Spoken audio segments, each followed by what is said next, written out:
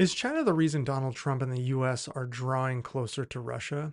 Is it a strategy to woo Vladimir Putin in order to distance Russia from its partnership with China? Now, this approach is dubbed a reverse Nixon strategy because it references Richard Nixon's historic move to align with China against the Soviet Union in the 1970s. And it has sparked a range of analyses about its feasibility, its risks, and potential consequences.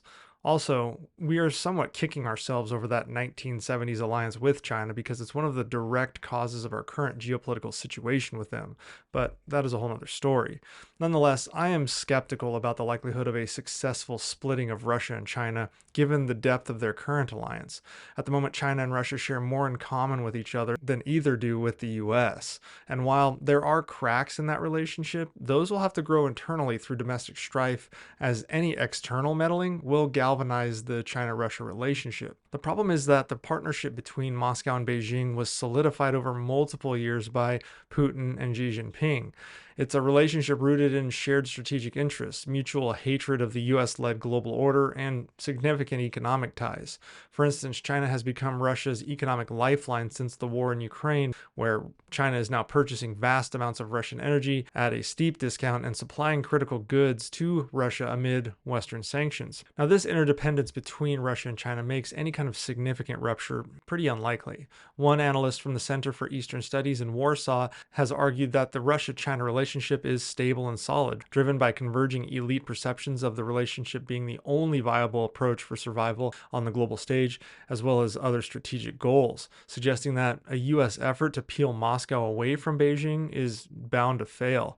However, there are potential openings for Trump's strategy, albeit very slim ones. Historical tensions between Russia and China, such as territorial disputes resolved only in the 1990s, and lingering Russian unease about China's growing influence in Central Asia, as well as China's territorial and water rights ambitions in Russia's Far East, that could be used as a point of friction.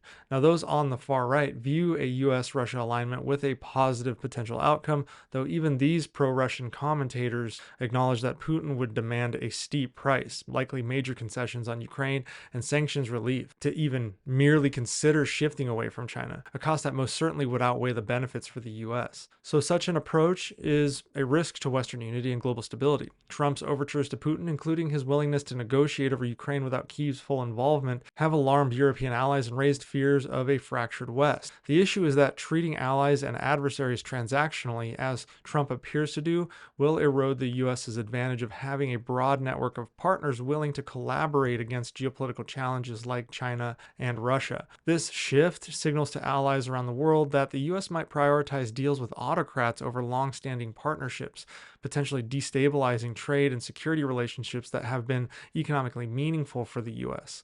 This approach may also backfire because China might not be entirely opposed to a US-Russia thaw if it ends the war in Ukraine. Beijing's support for Russia has strained its ties with Europe, and a resolution could ease that pressure, allowing China to refocus on its rivalry with the US in the Indo-Pacific. It could also signal that with enough pressure, the US will fold on other friends, specifically Taiwan, which would bring about catastrophic implications in the global order and trade. Plus, Russia could also just play the diplomatic game of acquiescing temporarily and flattering Trump with promises to change, and then doing the exact opposite. That has happened in pretty much every other diplomatic situation we've had with Russia.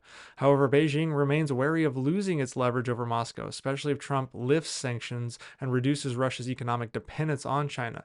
There is definitely a nervousness in Beijing, reflecting the real stakes of Xi Jinping's strategic partnership with Putin eroding. The loss of special energy deals could hurt China severely. Finally, there is a consensus that Trump's personal admiration for both Putin and Xi complicates this strategy.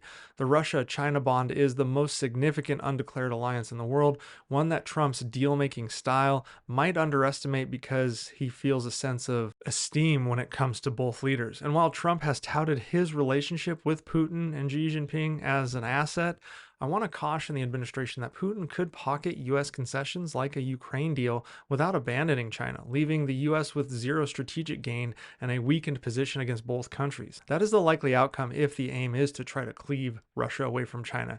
And this is a strategy both China and Russia are aware of and working right now together to counter. China and Russia are actively seeking ways to exploit the Trump administration's wish to get perceived quick wins so the administration can beat their chest domestically and among their base. Meanwhile, China and Russia are playing the long game.